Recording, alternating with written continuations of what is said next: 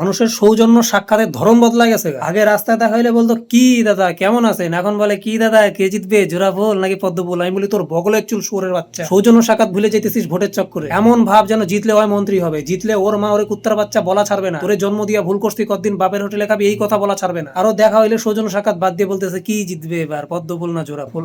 তার মা। বন্ধুগণ, আগামীকাল 4 মে ভোটের রেজাল্ট কি হবে সেই নিয়ে মানুষের উত্তেজনা এক্সাইটমেন্টের পারদ ওপরে উঠতে উঠতে আকাশকে চুমা খায়া দিল্লি, গুজরাট, কলকাতা সব জায়গায় আসার খায়া পড়ছে। মানুষের সুগার ফল করতেছে, মানুষের প্রেশার লো হয়ে যেতেছে, টেনশনে মাথায় ঘুরে যেতেছে, অনেকের হার্ট অ্যাটাকের মতো অবস্থা হইতেছে। এরকম এক্সাইটমেন্ট পৃথিবীতে আর কখনো দেখিনি বন্ধুগণ। এমন ভাব যেন প্রোটেকশন ছাড়া শোভাবাজার থেকে ঘুরে আইসা HIV টেস্ট করাইছে, 4 তারিখে রিপোর্ট বেরোবে। পজিটিভ বাড়াবে না নেগেটিভ বাড়াবে, পজিটিভ বাড়াইলে কি করবে, জীবনে সবকিছু শেষ হয়ে যাবে, এই ধরনের উত্তেজনা বন্ধুগণ। আরে শোরের বাচ্চা, তোর বউ বাড়িতে 1 কেজি পেঁয়াজ নিয়ে যাইতে বলছে, কে জিতবে জোড়া ফুল না পদ্ম ফুল, এই বিচার বিবেচনা করতে করতে যদি ওইটা বুইলা যায়, পেঁয়াজ ছাড়া বাড়িতে ঢুকলে ফুল ঝাড়ক পেছনে ঢুকায় তোর বউ ময়ূর বানায় নাচাবে, সেই চিন্তা আছে তো? তুই এক্সিট পোলের প্রেডিকশন করতেছিস, ছোটবেলায় পিং পং টুর্নামেন্টে ক্রিকেট ম্যাচে টচে জিততে পারিস না একবারও, তুই এক্সিট পোলের প্রেডিকশন করতেছিস এ জিতবে না ও হারবে। পশ্চিমবঙ্গে IPL এ যারা লগ্নি করছে বা স্পন্সর করছে তাদের মাথায় হাত। পশ্চিমবঙ্গের লোক IPL দেখতেছে না, ভোটের 4 তারিখে ভোটে কি রেজাল্ট হবে সেই চিন্তা IPL জুয়া খেলা বন্ধ করে দিছে। পাইকারদার বই পাইকার দেখে বাড়ির থেকে লাথি মেরা বাই করে দিছে। বলছে 2025 সালে IPL এ জুয়া খেলে আমার সব গয়না বন্ধক দিয়ে হারছো, বলছিল 2026-এ আবার IPL এ জুয়া খেলে জিতে আইনে দিবা গয়না। এবার বাইরেও শোরের বাচ্চা IPL এ জিতে আমার গয়না আইনা দেয়। পাইকারতে বলতেছে জুয়া তো লাগায় ফেলাইছি কিন্তু IPL এ না। বউ কয় তাহলে কিসে, কয় মোদি জিতবে না দিদি জিতবে।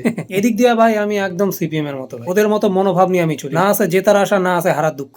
কয়েকবার লোডশেডিং হয়েছিল, ভাবছিলাম এটা কি সংকেত নাকি CPM আসার, পরে দেখি না এটা কাল বৈশাখী। আরেকটা জিনিস নিয়ে এত অবসেসড হয়ে গেছি আমি, না বলে আর থাকতে পারতেছি না। 1 2 3 4 শওকত মাতচোর মাতচোর মাতচোর মাতচোর মাতচোর শওকত।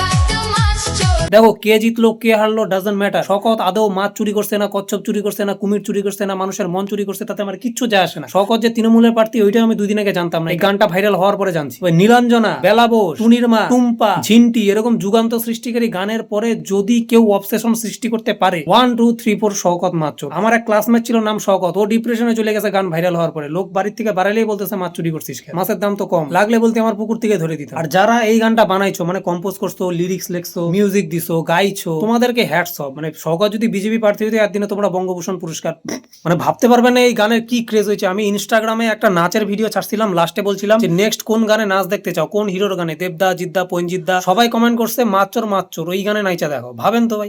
মাতচোর মাতচোর। যখন ভোট দিতে বুথে ঢুকছি তখন পকেট থেকে মোবাইল টোবাইল সব চেক করে নিয়ে নিয়েছে। আমি মনে মনে ইলেকশন কমিশনকে ধন্যবাদ জানাই। যদি বুথের ভিতরে মোবাইল অ্যালাউ থাকতো, ওইখানেও মোবাইলের ফোন ক্যামেরাটা অন করে হ্যালো গাইস আমি চলে এসেছি ভোট দিতে, এই দেখো EVM মেশিন, এই দেখো কতগুলো বোতাম, কতগুলো চিহ্ন রয়েছে, দেখো তো তোমরাই বলে দাও কোন চিহ্নে ভোট দিব, কোন চিহ্নে ভোট দিব, কমেন্টে এখনই জানাও, জলদি জলদি কমেন্ট করো, চলে চলে চলে চলে কমেন্ট করো, কমেন্ট করো, ভালোবাসা দাও, ভালোবাসা নাও, আমার পরিবারে জয়েন হও। হ্যাঁ কোন বোতামে টিপবো বলো, এই বোতাম।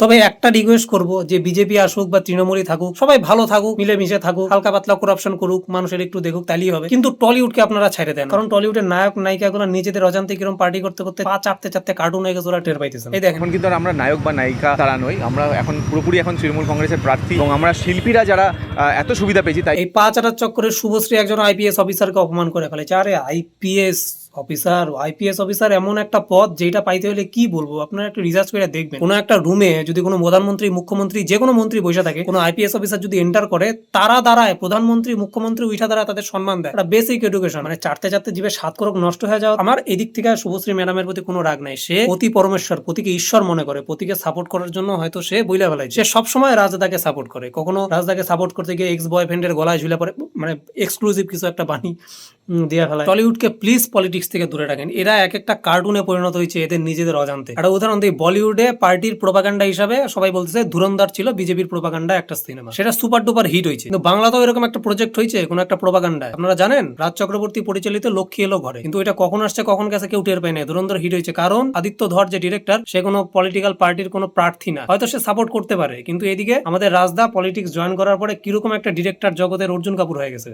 এই জন্য শিল্প আর রাজনীতি কূটনীতি মিলাইতে লাগে না।